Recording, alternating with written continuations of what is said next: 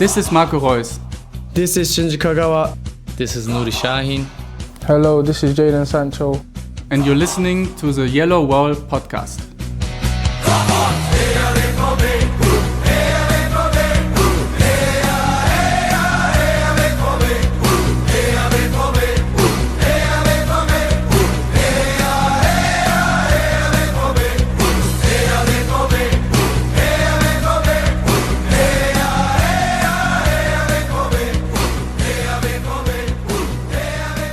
Hello and welcome to episode 423 of the Yellowwallpod. I'm your host Stefan Butzko, and today we will talk about Borussia Dortmund's start into the Bundesliga campaign with a 1-0 win against Bayer Leverkusen and a 3-1 win away to SC Freiburg.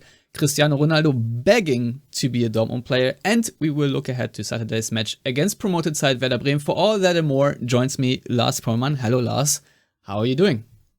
Hello Stefan, I'm sorry in advance if jackhammer noises pollute my recording, because one of the neighbors had the brilliant idea to start working in his yard at like 5:30 in the afternoon, which is very un-German. Yeah, I don't understand what's going on there, but my mother-in-law is having a phone call right now, right on top of me, and as you know, American homes are insulated with cardboard, so if you hear any of that, I apologize. I'm sure it's a very to riveting... your mother-in-law. Yeah, exactly. It's very riveting conversation, I'm sure, but before we start, we have a sponsor for this episode, and this episode is sponsored by your mother-in-law. Is sponsored by Slack.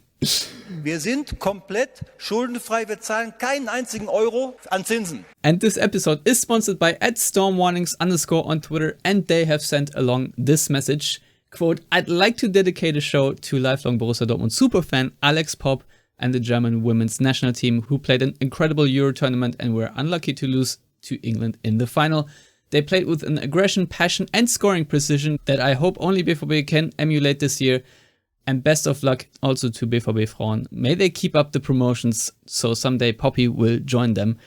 Lars, I don't know about you, but I think Alex Popp actually once declared sort of that she will probably, before she retire, play for BVB Frauen. I don't know if that's still actual, but I think she was on the Borussia Dortmund official podcast at some point and said that. I'm not entirely sure, but hopes are certainly there. I'm pretty sure to have heard something of that ilk, but I mean, given where Dortmund's women's teams are in the league pyramid, it's going to take a while before they are relevant enough, even for a lifelong Dortmund fan, to consider finishing out her career. But certainly something to keep in mind, as our sponsor said, the promotions keep coming, hopefully.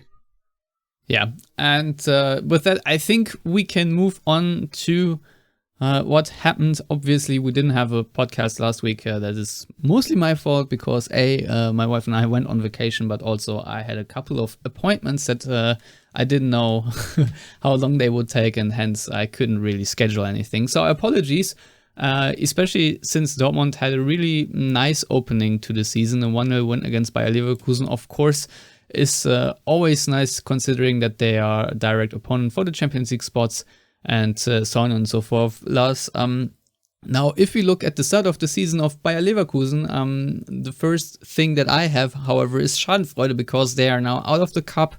They have lost to Dortmund, and then they turn around, and even though they, I think, created 8 million chances, also lost to Augsburg.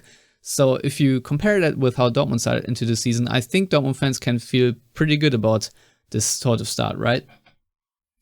Yeah, and I feel like I can remember us talking about Leverkusen in the preview episode, and my changing the entire perception of Leverkusen on the 90 minutes in the cup, and I feel extremely validated at this point of the season. Obviously, I'm kind of assuming Leverkusen won't be relegated at the end of the campaign. Fingers crossed for them, I suppose. But yeah, I mean, I think it's kind of an annual tradition at this point that people start talking about Leverkusen, you know, in June, July. Hey, they haven't lost anyone, signed a couple of good players. Or I think in this season they only signed Klošek.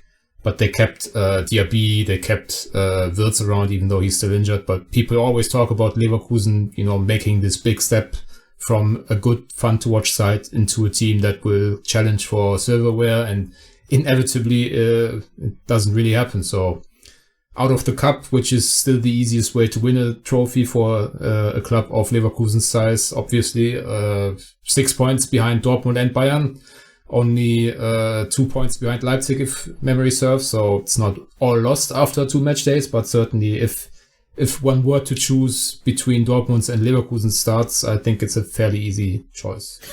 Yeah, no doubt. So obviously we will not discuss the Leverkusen game at length. I was invited to the BVB pod last week, so if you want to hear more analysis on that, you can just check out their show. It was fun to talk with Jake and Carver. But for now, let's focus on the game against Freiburg, which of course were very exciting 90 minutes in many respects. But of course, Dortmund was for many stretches of the game not the better team. However, I also would not say that Dortmund were as bad as some people made them out to be.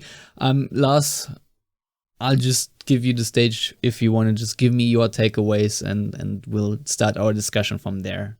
Yeah, I think I will agree that they weren't as bad, certainly in the first half, as people made them out to be. I think perceptions or expectations rather sometimes get out of whack, especially with a few international supporters perhaps who don't really follow the Bundesliga in its entirety, because if they did, and I suppose we are also kind of at fault for not having a preview episode, they would know that away to Freiburg is definitely among the 5-6 really difficult fixtures of the season at this point. I mean, the development of Freiburg as a club, and especially as a team under Christian Streich in the last few years, has been nothing short of, I guess, miraculous. I mean, we are talking about a side that just 3 or 4 years ago would have been named among the teams most likely to be relegated, regardless of personnel, regardless of transfers, just because of the size of the club and lack of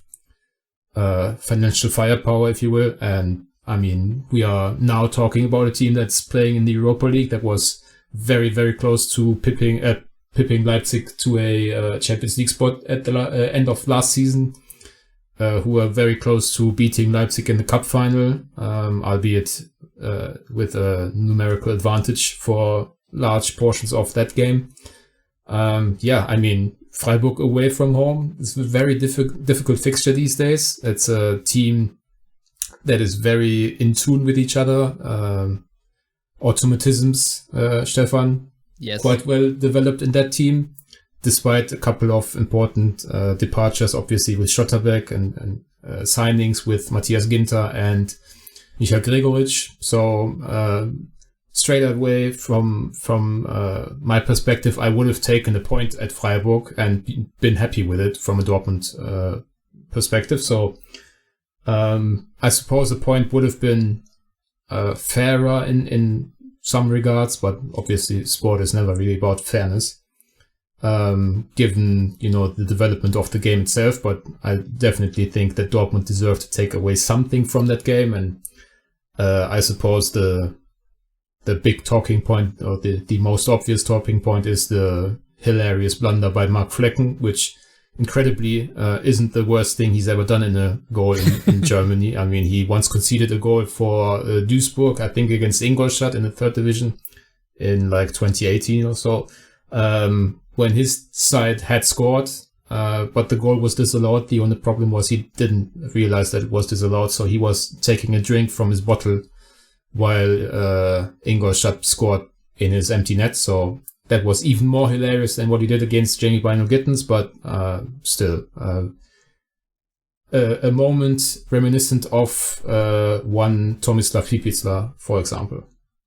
Yeah, I don't know if it was as bad as Piplica, because they actually showed at halftime on ESPN Plus like a highlight reel of the Bundesliga's biggest blunders. So Frank Mills, big miss and such were in there. And of course that Piplica save or non-save. And I would say that's even much worse than what Flecken did. But I did make the point on Twitter that it once again underscores how difficult it is for goalkeepers that adjust to become keepers at top clubs, that for many minutes of the game, for many periods, that they have nothing to do, and then all of a sudden they have to be ready for a shot which almost came out of nothing. And I feel like for Flecken this was almost the case, because in the second half Dortmund didn't really produce much until Jamie Bino-Gittens just had a shot, just a crack at him, and he obviously was not focused enough for it, and thus he did look very silly and very comical. And I think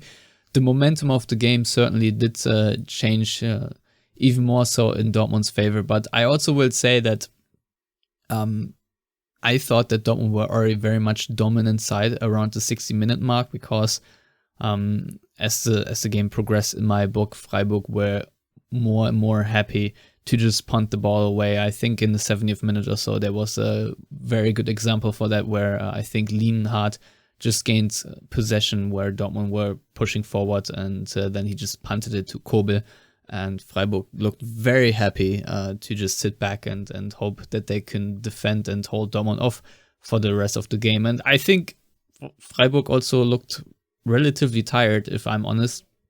So in the second half, I think Dortmund really took a hold of the game. And of course, we can talk about Edin Terzic's really good adjustments and substitutions, because I thought it was really good that he straight away at the second half brought on Marius Wolf, because Thomas Meunier was really struggling together with Hazard on the right side, because talk about automatism. I think Grifo and Günther, Freiburg's left side, has maybe vibes of Kuba and Piszczek in the sense that they just know each other so well, and Meunier was just not up for it. And so I thought it was really good that Terzic didn't wait for, say, Meunier to rectify himself or so, but said, okay, this guy's on a booking, and if he's, again too late, a step here or there, then he might be off.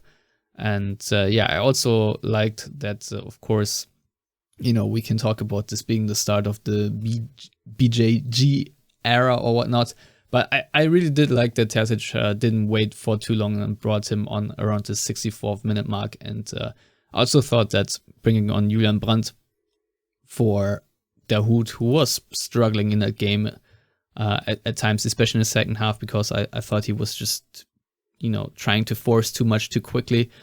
Bringing on Brandt in that central midfield, I also really liked. And of course, Moukoko was a very much needed addition to the team as well. So, in that regard, I think the adjustments that Terzic has made, I've already talked on the other podcast about the adjustments he did against Leverkusen, where he set up a back five toward the end with Emre Can and whatnot, where they really managed to keep the ball away from Leverkusen, were on point. And this time again, I think Dortmund reacted well. And what obviously every BVB fan likes is that they kept the pedal to the metal and really pushed for the winner after they had the equalizer. And Lars, what do you make of this Jamie Bino-Gittens performance? Obviously quite positive. I think he definitely adds an element, and I think that's also what Sebastian Kehl said after they announced his contract extension. Bino-Gittens adds an element that few, if any, other of their players in the attacking ranks have, and that is just his ability to run at people, to dribble. I suppose he's the closest thing they have to Sancho, even though I think the comparisons are kind of lazy in some ways, because obviously I think they are both born in London with Caribbean heritage, moving to Man City at an early age and then moving to Germany to make the first few steps in pro football, as it were. So obviously there are some similarities, but also I think there are some differences in their playing styles. But regardless, he's certainly still the closest thing they have to the kind of guy who just wins one-on-ones consistently, which is obviously a very valuable skill in football still.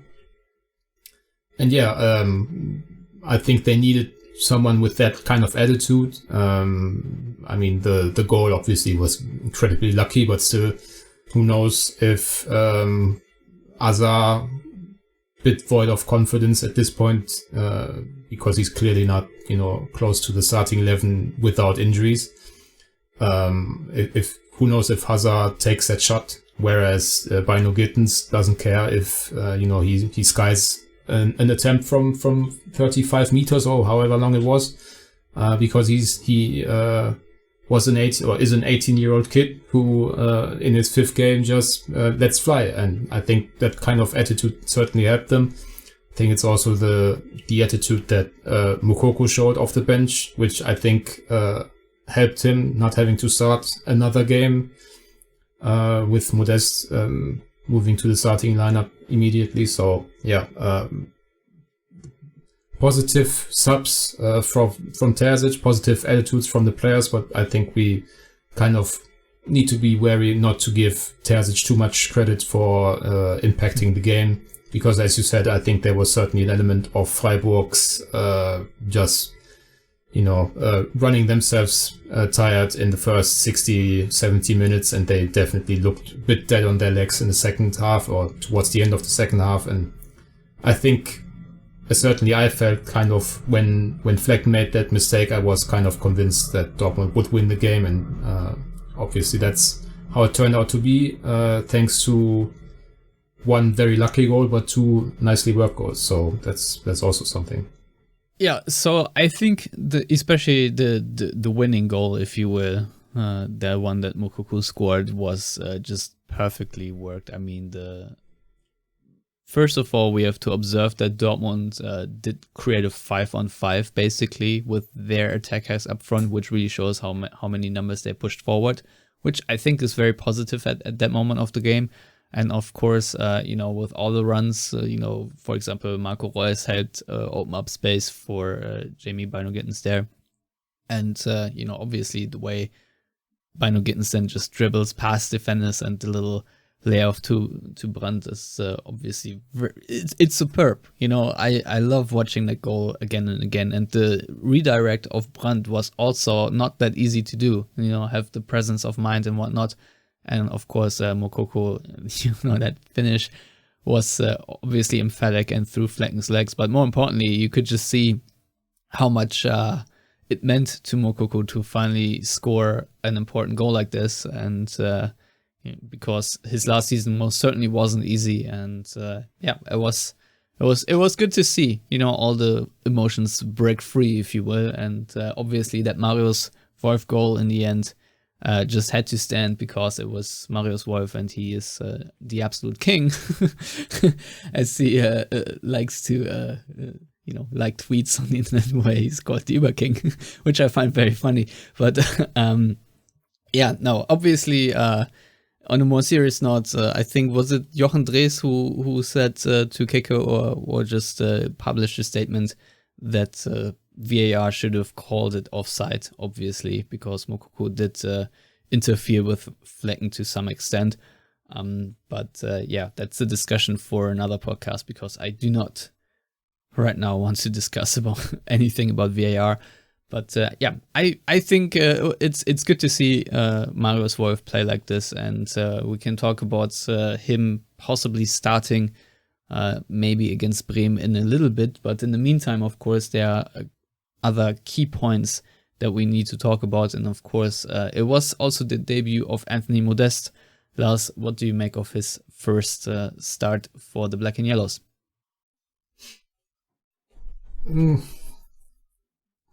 Kind of what we can expect from him going forward. I think he's not going to be super involved in build-up play, but clearly they aren't looking for that, because if they were, they wouldn't have signed someone who's very much living in and around the box, both as a finisher and someone who, despite his age, I suppose, likes to run at build-up players.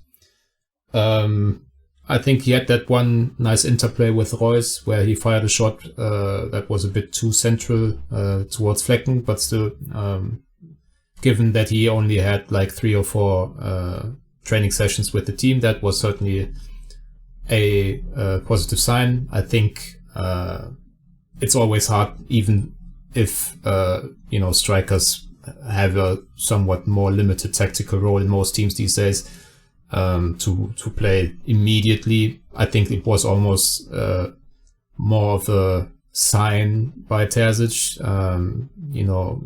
I guess there's always kind of the question, did we really need another striker? Couldn't we have played Moukoko? I mean, we know about their budget constraints due to 2.5 years of coronavirus, and they scratched together a package of 10 or so million for a 34-year-old striker. So I'm kind of guessing Terzic wanted to prove right away, hey, we're going to squeeze him for everything he's got in this one season. And also, I think, given that Moukoko played a lot during preseason and also in the first two competitive matches against 1860 and Leverkusen, it was kind of sensible for him to get his start on the bench. Obviously, scoring and assisting, that proved quite valuable for Moukoko, who looked fresher than his opponents for obvious reasons. So ultimately, I think we've certainly not seen, the full potential of Anthony Modeste in this team, but we've kind of seen how he's going to be implemented, which is to say not very much in terms of build-up play, link-up play. He's not, despite his size, necessarily someone you want to target with 20 long balls in a game. He's going to lay off for his attacking teammates, just not his game really. But once they have a bit of training under the belt, once they've realized again the kind of profile he brings in the box, finding him with more crosses, for example, I think he's going to be a valuable addition, as you would expect, given the circumstances of this transfer. I mean, first of all, there were some positives and there were some negatives. I think this is clear to see. The positives, obviously, there were a couple of good moments of hold-up play where I thought he managed to extend possession for Dortmund. On the other hand, a couple of aerial duels he didn't quite obviously not win. Obviously, also a bit annoying that Dortmund didn't quite find or manage to have a better service toward him, because you think of that Guerrero cutback, and I think there was was it a Malen or a Hazard cross where he could hardly reach it to. Obviously you would hope that when you have a clear number 9, that the players tasked with creating chances for him actually do create a little bit more. But then again, you also play against a very well organized Freiburg, and it's certainly not easy. I think Terzic explained himself that he wasn't entirely happy with how Modeste sort of pressed the opponent, or just the routes he ran, if you will, in the first half. So they tweaked it more to a 4-4-2 with Royce playing a little bit higher to alleviate that. But the good thing overall is that Modeste looked relatively fit, which if, say, Dortmund had signed Cavani, I'm not entirely sure how that would have looked like, but he didn't look gassed after 90 minutes, and he's 34 years old, so that to me already is a positive. And, overall, I also think he will just get at the end of a couple of chances where he just needs to poach the ball. And I think he will be in that area where he needs to be more often than not. So I'm not too worried about him not scoring goals, but obviously you don't know what the ceiling really is with him, how far it can develop, or if this is pretty much what we've seen. It's a tricky situation for everybody. I don't think Dortmund really would have loved to have Modeste if if the Aller situation didn't occur. So this is just how it is right now. And I think Terzic and Dortmund overall have to just figure out how to deal with it. And of course, hope that Modeste can find his scoring boots. And we'll see how much of a role he plays, whether he'll be starting every game that he can start or not. My guess right now is probably not. But when I thought about the game against Freiburg, I also thought about the set-piece strength that Freiburg have, and I think Terzic also said it himself. And from that standpoint, it becomes clear that you might want to have him on, especially for the first 60, 70 minutes or so, in order to, avoid set piece goals, and I think he had a couple of really good set piece clearances. So in that regard, it did pay off. But obviously, the fact that we're talking about him like 20 minutes into the show and not right at the top of it also says that his impression wasn't that great. And I think with that, we can also just move on to another little rant that I have, and that's about Daniel Malen and Torgan Hazard both, because I thought they were not really playing well.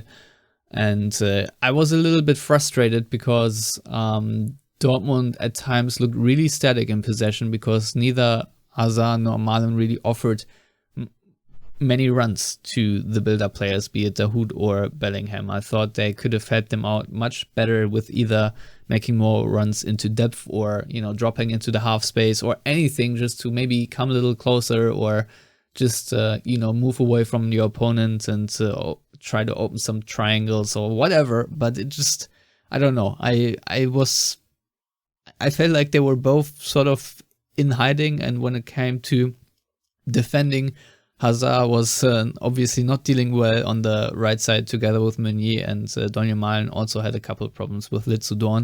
So, considering how Malen looked when he started against 1860, and I think he also had an okay performance against Leverkusen, I think there was a decline that was a bit disappointing, because I was hoping personally to see a little bit more from him than we did see against Freiburg. Granted, he I think got Ginter booked relatively early, and he also had, I don't know, was in the first 2 minutes or so, a relatively similar chance created by Royce that Modest had, where he also put it straight on Flecken. But otherwise, I don't remember too many Malen situations, and I'm a disappointed. I don't know, how do you see those performances in particular, because I was a bit miffed with it. Well, I was miffed with how many people singled out Hazard for his performance, calling for him to be hooked at halftime, when Malen on the other side didn't do any better. Considering Malen has been a starter for this team the entire summer, basically, and Hazard only played to replace Adeyemi due to injury, and also considering Hazard was playing on Freiburg's much better side, I think it was not necessarily fair. But again, what's fairness in these times? To single him out. But I definitely agree that both didn't really offer much of use. But then again, them starting, or certainly Hazard starting, meant that Bino Gittens came on for, the 30 minutes that counted in terms of, obviously Dortmund needing a spark off the bench, but also where freshness made the difference, perhaps. So, I don't know, let's say Bino Gittens starts, he's 18, 5 Bundesliga games, or 4 before this, recently picked up a knock in training, so are we sure Bino Gittens can play more than 50, 60 minutes in this game? And then you bring on Hazard from the bench, who's definitely lost a step or two over the last couple of years, who's not necessarily as positive a sub as Bino Gittens or Moukoko. So I think it's always difficult to look at these things in a vacuum and say, oh, he shouldn't have started, he shouldn't sniff the starting lineup next week or whatever. I mean,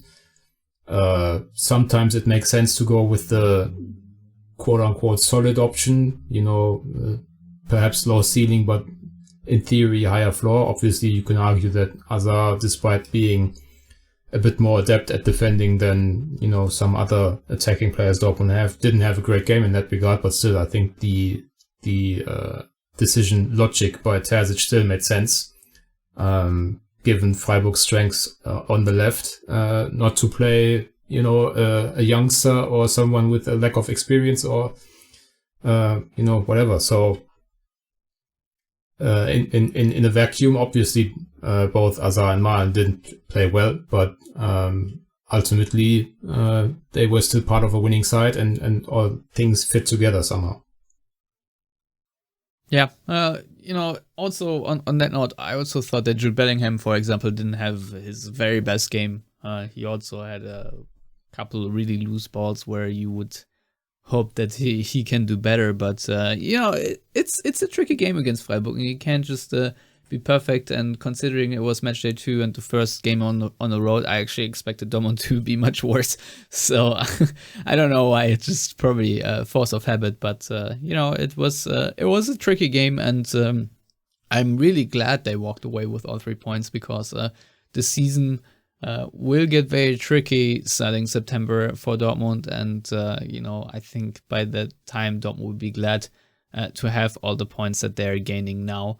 But yeah, also, again, Freiburg really played well. And I feel like they were very frustrated with not, at least scoring a point in this game. But, this is all it is. And of course, before we end this discussion, another shout out to Gregor Kobel, who I thought had yet another terrific game. And if you compare it with his counterpart, it really does tell you that Gregor Kobel for Dortmund is a really big difference maker. And I'm really glad that Dortmund have him. But now it's time to change our pace here a little bit, because CBS today had a report out that Cristiano Ronaldo's last chance of leaving Manchester United this summer is with Borussia Dortmund. And it says here, Cristiano Ronaldo's last chance of Manchester United exit is via transfer to Borussia Dortmund. His agent Jorge Mendes is actively working on a move. And then a little bit further down it says that Ronaldo is open to a move to Dortmund. Not only is Champions League football off appeal, but it gives him the opportunity to challenge for the Bundesliga, and in doing so become the first player to win the domestic league title in England, Spain, Italy and Germany. And it also says here, Dortmund are still holding internal talks as to whether to make a late proposal to Manchester United, with Mendes encouraging them to do so. So, which of course did make me chuckle a bit. And I don't know how serious we can take it, but of course Bild today also had a report and saying that it's true that agent Jorge Mendes has offered Cristiano Ronaldo to Borussia Dortmund. After playing in the English, Spanish and Italian leagues, Ronaldo is said to be tempted to play in the Bundesliga, but Dortmund does not want the Portuguese at all. And I don't even know if I want to go into the further reasoning that Bild are writing, but obviously they write that at Man United, Ronaldo is set to earn 29 million euros net per year, and would completely break Dortmund's salary structure. And additionally, BVB do not want to put another striker in front of young star Youssef Moukoko. The signing of Anthony Modeste was already a concession to the top talents, end quote. So, Lars, I don't know about you, but I'm very bemused by all this today. I don't know, it's like a delightful, entertaining afternoon for me. Do you think that Cristiano Ronaldo to Dortmund would be a good idea for anybody? No. I don't need to say anything more. It's not gonna happen. I don't want it to happen. And honestly, given, I suppose I have to be careful not to get into legal trouble with our podcast, but given certain allegations towards the player in question, I tend to not think most things said about this are particularly funny in some ways. So I have very, very little to add outside of no, it's not going to happen, and no, I don't want it to happen. Yeah, I'm very much with you there. A part of me, if these very disgusting allegations would not be around, a part of me would say, okay, maybe pursue that avenue, because what is there to lose, since Dortmund would probably not, they would either with or without Ronaldo finish in the top 4, and we would all have a year of hilarity, attention and whatnot. But obviously that would be more so for the memes rather than being actually serious about it. But that being said, I do think that Dortmund will probably get a little bit more out of him than Manchester United, considering how now they don't get anything out of anyone currently. I mean, just look at how Jadon Sancho is struggling. And I'm pretty sure that Jadon Sancho isn't quite washed yet, but he's also not 37 years old. So, I don't know. I don't know what else to discuss there, Lars. You said said it pretty much. But to me, it's funny, it's entertaining that this even comes up, that we have a headline that Ronaldo wants to join Dortmund. I find it very amusing, but in all honesty, I also don't think it's going to happen. And with that, we, I guess, can move on to the Werder Bremen game. Lars, of course, Werder Bremen started the season with 2-2 draws against Stuttgart and Wolfsburg, and both these games, I've seen little bits of them, were actually quite entertaining. Also a team that plays on the front foot. They have scored 4 goals, they've conceded 4 goals. What's not to like?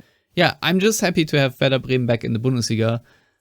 So what are we to expect of Ole Werner's side coming to the Westfalenstadion on Saturday with the 15:30 local time kickoff? Well, first of all, I want to toot my own horn a bit. Regular listeners might remember that I once told Borussia Mönchengladbach to sign Ole Werner as head coach when Rose to Dortmund was announced. Was a special episode back then. Yeah, I mean, I'm already when he was at Holstein Kiel, which is a very small club in most senses of the German league pyramid, he almost got them promoted to the Bundesliga, which I guess wouldn't have been particularly healthy for Kiel, because they would have been, I guess, the biggest underdogs in recent Bundesliga memory, maybe since Darmstadt or whatever. Then again, Darmstadt wasn't relegated in the first season, so who am I to speak?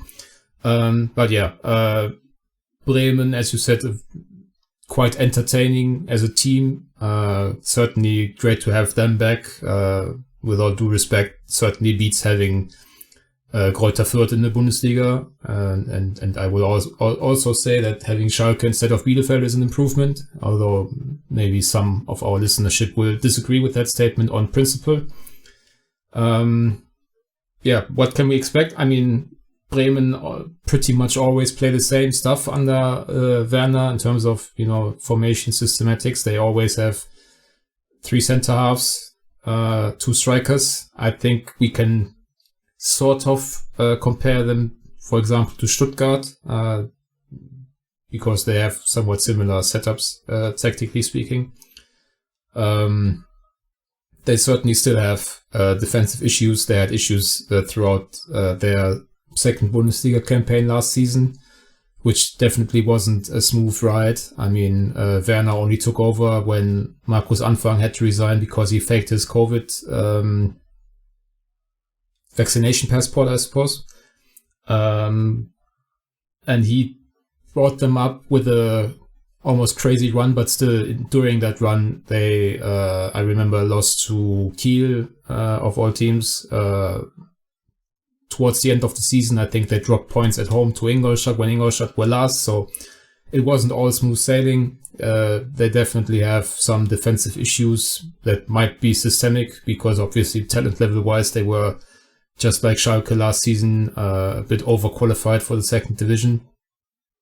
I think they've talked about both Werner and striker Niklas Füllkrug about lapses of concentration in terms of the entire team defending. It's not all about the back line, which I think we as people watching Dortmund over the years can appreciate that sentiment. Yeah, or Nico Schlotterbeck. He said it himself after the game. If only everyone understands that we have to defend as a whole unit. And I'm like, okay, welcome to Dortmund. This is not going to go away. Yeah. But on the flip side, as we said earlier, Bremen very entertaining on the front foot. They have an incredibly interesting striker partnership, because Füllkrug, I think, is perennially underrated. And if he hadn't had, for example, 2 ACL tears, I would very much doubt that he'd be playing for a promoted Bundesliga side now, because I think he, in terms of, his potential as a goal scorer and all-around striker, he was definitely good enough to play Champions League football. Even at Dortmund, why not? And obviously Marvin Duksch, former Dortmund youth striker who played at a few matches under Jürgen Klopp for the Bundesliga side, is his partner in crime. quite similar players in some ways, but also very different in other ways. And they definitely work well together, despite being strong characters also.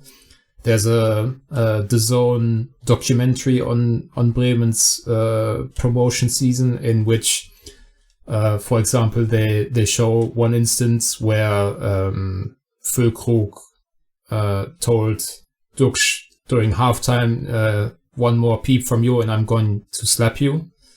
Which, I mean, obviously that stuff happens way more often than you think, but it's still funny to see that, because it was a club-produced documentary, if I'm not mistaken. So, yeah, characters, but also very good players. Wouldn't be surprised if especially Füllkrug ended up with, 20 or so Bundesliga goals this season. He scored in both games against Stuttgart and what was their first matchup? Wolfsburg away. Yeah. So, generally speaking, Bremen, glad to have them back. Interesting team, very good coach, but still, given disparity in talent levels, a game that Dortmund are going to be expected to win 9 times out of 10. I mean, yeah, when Dortmund play Bremen at home, I would definitely expect a win, because even though Bremen have a lot of talent going forward, I just feel like if it's a sort of a fair matchup that you run through on paper, that Dortmund should just simply outscore them. I don't know by how many goals and how many they concede themselves, but yeah, that is it. But that being said, I think the strikership duo of Füllkrug and Dux is actually quite dangerous for a side like Dortmund, because they both actually have a nice hold-up element, and I think that especially Füllkrug is also just very smart in the runs he's making, and I can see him very much get in behind Dortmund's backline and maybe have a little bit of a better day than Patrick Schick had for Leverkusen. So yeah, I'm very far away from predicting a clean sheet for Dortmund, so I'd be very surprised if they make that happen. But obviously, as you said, Bremen,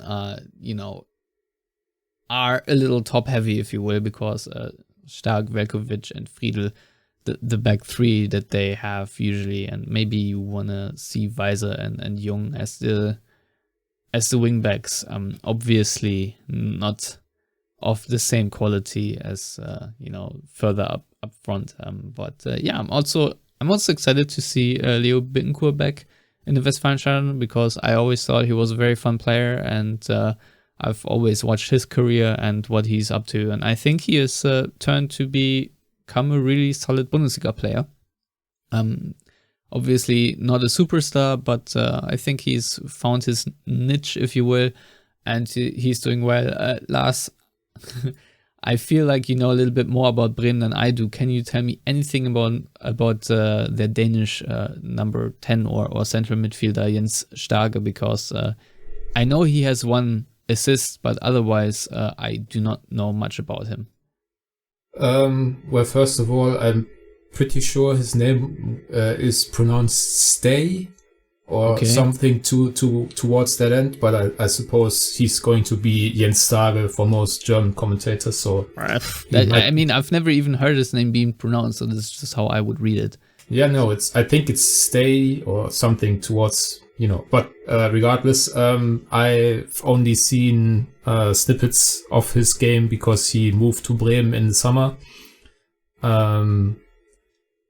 He was the only one they paid a lot of money for the season, so I think it's something towards like 4 million euros, which for a promoted side in Germany, not talking about Nottingham Forest here, is quite a bit of money.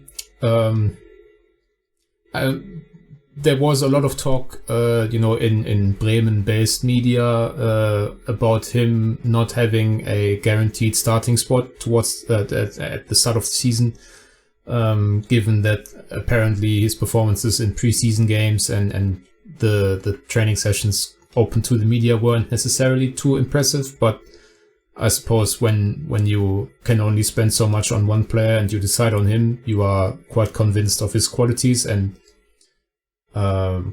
given that he's probably going to be in the starting 11, and I'm quite interested to see how he does because, as I said, 4 million quid for Werder Bremen in Corona times is a lot of money.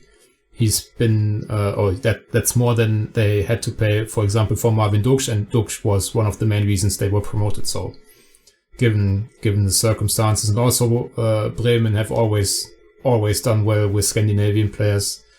Obviously, we think of Thomas Delaney, but they also had like Markus Rosenberg and a couple of other Swedes. So they usually get it right when buying from up north.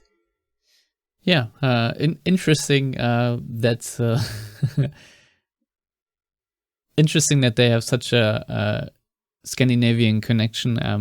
Speaking of that, we will obviously, well, not obviously, but we will have hopefully Nick Wildhagen on the show for the review of this game. I've invited him, and hopefully we can make it work. Who's obviously a longtime Werder Bremen fan from Denmark, and you must know him probably from Talking Football and the like. But Lars, today when I woke up, I saw immediately actually the news conference of Edin Terzic, and he declaring that basically there are no injuries right now, meaning that pretty much everyone is either already back in team training or expected to be back in team training. So he said supposed and should and stuff like that. So always take it with a grain of salt. But nevertheless, we have Niklas Süle back in team training. According to him, Adeyemi is again ready to play now. Özcan has trained the whole week. And, there are also, I think, Reina is fit to be in the squad. Gürpitz is back, and Tom Rothe is also back, at least according to Terzic. So these are obviously all very good news for Dortmund. So how do you predict Dortmund's lineup to be? What changes, if any, would you make? For example, as I teased earlier, would you play Marius Wolf instead of Thomas Meunier? Given that I didn't watch the press conference because it would have put me to sleep and not woken me up, I only read about some stuff. So I think, did he speak about Meunier this time around, or was it after the game? Not Meunier, Wolf. Yeah, he did. I think he said something like that Wolf typically only played in that position when it's a back five. So I, if that's true, I suppose it might be a hint that Wolf isn't necessarily considered right now as a full-on right back in a back four, which I suppose makes sense. I think Wolf is very valuable as an all-rounder who can do a little bit of everything, but I don't know necessarily that I would say that after 45 minutes he's surpassed Meunier, who's been penciled in as the starter for the entirety of the summer.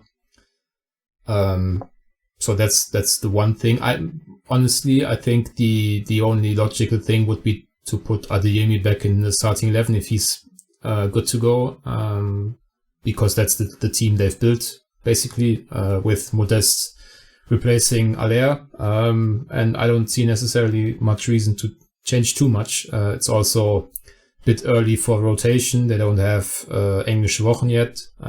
They can give 5 players decent minutes off the bench. And in all honesty, it's not like at home to Werder Bremen you have to build in any tactical wrinkles, to counteract something in particular the opponent does. So I kind of expect much of the same, basically. Adeyemi instead of Azar, if he's healthy, and maybe Wolf instead of Meunier to reward his very strong performance, but I don't know if that's necessarily going to be the case. And I certainly think, given the focus they've put on injury prevention, signing basically an all new athletic staff, Chet Forsyth as the head of performance, new physios and all that stuff, I think they're going to be more careful with rushing players back, especially if everyone's available. It's not like you have to, rush Adeyemi back into the starting 11 if he still has some level of discomfort, because we can talk as much as we want about Azar having poor 60 or so minutes in Freiburg. He's still a reasonably decent Bundesliga player that should be able to help you in some ways against Werder Bremen. So the same goes for Süle in defense, because obviously Schlotterbeck, I think, is beyond any reasonable doubt at this point of the season already. And I would say that Mats Hummels has been playing very well for the most part. I guess we could have talked about the positioning for the Freiburg goal, but we don't have to do that now. Yeah, we could have also talked about the 3 players that didn't manage to beat Matthias Ginter to the header, but, But overall, I think Hummels looks very healthy, very fit, very committed, to having a better season. So why would they rush Niklas Süle back? He's going to play enough games until and during the World Cup. So, there's really no reason for any of that. So, as I said, don't expect too many changes. Yeah, I personally would also be surprised, let's say, if Süle is included in the starting 11. I could see him being brought on just to get him some, everything basically, be it minutes, be it, acclimatization to his teammates, etc., and also his home debut. So it wouldn't surprise me if the scoreline allows it or so, or just, Hummels feels tired or so, that after 70 minutes you bring on Süle, and hopefully nothing goes wrong from there. But also I think, obviously, I have not personally looked at Adeyemi's toe, but he should be good to go because he didn't have a muscular problem. I think it was just pain related. So if it's no longer painful, I think that he should definitely play. And when it comes to Bino Gittens and such, I would actually not start him at all right now, because I think his value coming off the bench and then running at tired legs is very, very big. And it's also basically, you said earlier we should not compare him to Jadon Sancho, but it's similar to how Jadon Sancho started out as a difference maker for Dortmund, that he came off the bench and then decided games that way. So I wouldn't mind seeing that again. Also, bringing him on later with Moukoko, for example, I think, just brings a whole nother level of dynamic to Dortmund's game, which I think is very hard to adjust to for other defenders. So, just in terms of wanting to win, this is also relatively, like you said, how I would keep the starting 11. And I also think that Daniel Malen is probably going to have more space and more players to run at against Bremen than he did against Freiburg. It's just my prediction, but I just do not foresee Bremen being as well organized and well, just on point as Freiburg were. So in my case, I'm predicting Dortmund to win this 3-1. I don't know what your prediction is, but this is sort of where I can see this go. It could be a shutout or like a 4-0, 5-0. Could also be a weird 2-2 draw, but right now I don't see Dortmund losing this game or drawing this game. Yeah, my prediction was going to, and still is going to be, a 3-1 home win as well. Just because, talent level disparity, Bremen having some issues acclimatizing to the Bundesliga defensively, and Dortmund at home to a promoted side on a Saturday afternoon local time doesn't strike me as, in good old Yellowwallpod tradition, a trap game. Well, the thing also that makes me a bit more positive about Dortmund winning this one is that I can already see the discrepancy between away games and home games, and I feel like with this being a home game, I raise the likelihood of Dortmund winning this even more so, because I also think people that go to this particular game will be very loud and just very euphoric about the entire situation. This is my guess, but I feel like the vibes right now, as they say, are very positive around Dortmund, and hence, if the atmosphere is as good as it was against Leverkusen or even better, I have a hard time seeing Dortmund not pulling this one out one way or another. And that being said, I also would appreciate if it weren't such a close game, because we had too many close games recently, and me no likey.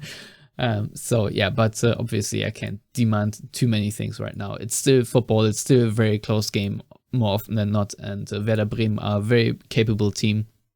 And yeah, so I don't want to just completely talk from my from like a pedestal, because that also would be wrong in a way. So yeah. Anyway, enough waffling.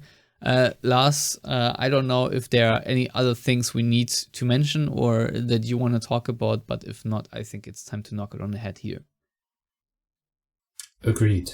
All right, then as always, everyone out there, thank you for listening. You can find Lars on Twitter at Lars Perlman. You can find me at Stefan Butzko on Twitter. You can find all of us at Yellowwallpod. And of course, as always, please subscribe to the BVB update on YouTube. It's also under the Yellow Wall YouTube channel.